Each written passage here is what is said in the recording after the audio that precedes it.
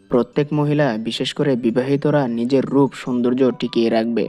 ময়লা ও অপরিচ্ছন্ন অবস্থায় থাকবে না। শরীর সর্বদা পরিষ্কার রাখবে। কোনো সময় যেন ঘামের দুর্গন্ধ সৃষ্টি না হয়। মাথায় দৈনিক তেল লাগিয়ে চুলের যত্ন নেবে, যেন পড়ে না যায় এবং চুল বৃদ্ধি পায়। কেননা চুল লম্বা হওয়া এবং বৃদ্ধি পাওয়া মহিলাদের সৌন্দর্য বৃদ্ধিতে সহায়ক। আল্লাহর ফেরেশতাদের নিকটও প্রশংসাযোগ্য। ফেরেশতাদের একটি দল আল্লাহর সামনে মহিলাদের চুলের প্রশংসা করে এবং পুরুষের দাড়ির সৌন্দর্য বর্ণনা করে। যাই হোক, সর্বাবস্থায় মহিলাদের শরীর পরিষ্কার রাখা এবং স্বল্প সাজসজ্জা করা একান্ত প্রয়োজন। ঘর থেকে বের হওয়ার জন্য নয়, অন্যকে দেখানোর জন্যও নয়, কেবল নিজের স্বামীকে অন্য মহিলার দিকে চোখ পড়া থেকে বাঁচানোর জন্য।